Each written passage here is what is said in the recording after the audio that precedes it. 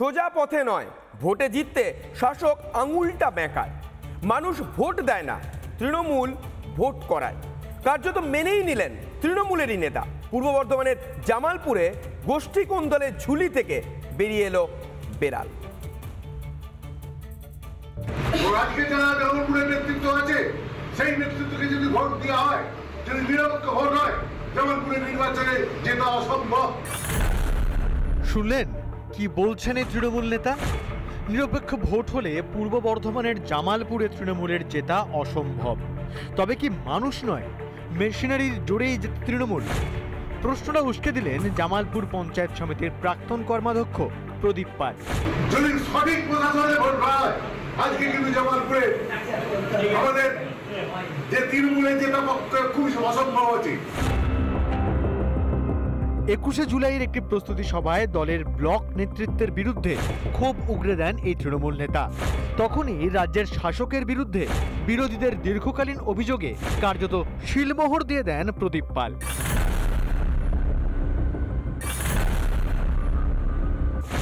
আমাদের কাছে এখনো কোনো খবর নেই, আমরা খোঁজ খবর নিয়ে দেখছি। যদি দল বিরোধী কোনো কথা বলে থাকে, নিশ্চয়ই দল ওনার কাছে জবাবদিহি করবে। দীর্ঘদিন ধরে যে দাবি করে আসছি যে এই রাজ্যে ভোট লুট হচ্ছে, প্রকৃত ভোট হলে জনগণ বিজেপিকে এই রাজ্যে ক্ষমতায় নিয়ে আসবে। আমাদের দাবিকে সত্যতা প্রমাণ করলেন জামালপুরের প্রদীপবাবু। এই পূর্ব বর্ধমানেই মন্ত্রী সিদ্দিকুল্লাহ চৌধুরীকে নিয়ে শাসকের ঘরে বেশ কিছুদিন ধরে নাটক চলছে। একের পর এক নেতা সরব হচ্ছেন, পাল্টা দিচ্ছেন মন্ত্রীও। এবার জামালপুরেও যুদ্ধ, যার জেরে ঝুলি থেকে বেরোলো বেড়াল। রিপাবলিক বাংলা।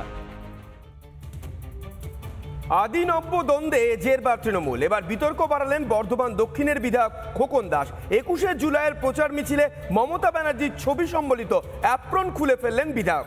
কাউন্সিলরের হাত থেকে পড়ে নিলেন অভিষেকের ছবি সম্বলিত নতুন অ্যাপ্রন।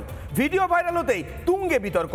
এই ভিডিও সমাজ মাধ্যমে ছড়িয়ে পড়তে তৃণমূলকে একযোগে কটাক্ষ করেছে বিরোধীরা। বাম বিজেপি সবাই একযোগে বিধায়ক খোকন দাসের বিরুদ্ধে আক্রমণ শানিয়েছে।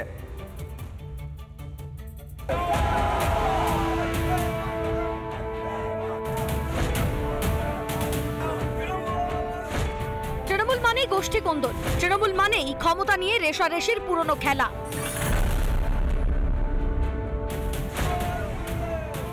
এবার 21শে জুলাইয়ের সমর্থনে মিছিল থেকে বিতর্ক বাড়ালেন বর্ধমান দক্ষিণের বিধায়ক খোকন দাস। তৃণমূল বিধায়কের সেই কীর্তি এখন ভাইরাল।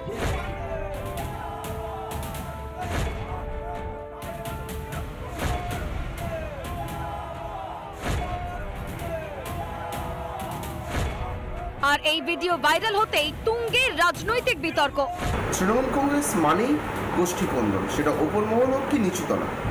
আর এখন ইদানিং এই জামা বদলা বদলির খেলা, কে তৃণমূল মানে কে তৃণমূলের মধ্যে মমতাপন্থী আর কে তৃণমূলের মধ্যে অভিষেকপন্থী, এটার সেলফ কারণ হচ্ছে কে কোন পন্থী হলে বেশি লুটে পুটে খেতে পারবে। তাহলে আজকে বিধায়কেরও মমতা বন্দ্যোপাধ্যায়ের প্রতি ভরসা নেই।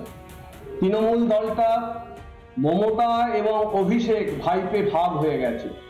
একদিকে তোলাবাজ ভাইপো, যারা তোলাবাজি করবে তারা ভাবছে অভিষেকের বুকে অভিষেক থাকবে, তোলা পাঠাবো আর তার অংশ হিসেবে নিজে তোলাবাজি করব আর টিকিটটা ম্যানেজ করে নেব।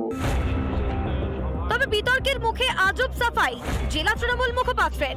কারণ মিছিলে ভিড় হয়েছিল, ভিড়ের চাপে পড়ে আপনারা খেয়াল করেননি, ওই যে ব্যানারটা লাগার গায়ে ছিল সেটা ছিঁড়ে গিয়েছিল। যখন ছিঁড়ে যায় তখন সেই ব্যানারটাকে খুলে অন্য একজনকে বলে একটা ব্যানার দিতে। 21শে জুলাইয়ের আগে জেলায় জেলায় গোষ্ঠী কোন্দলে মুখ পুড়ছে তৃণমূলের। যারা দলের কোন্দল রুখতেই দিশেহারা, তারা কি আদৌ বিধানসভার লড়াইয়ে জয়ী হতে পারবে? রিপাবলিক বাংলা। নানা ধরনের কন্টেন্ট দেখার জন্য লাইক করুন, শেয়ার করুন আমাদের ফেসবুক পেজ, সাবস্ক্রাইব করুন আমাদের ইউটিউব চ্যানেল। পাশাপাশি অন্যান্য ব্রেকিং নিউজের জন্য অবশ্যই চোখ রাখুন রিপাবলিক বাংলায়।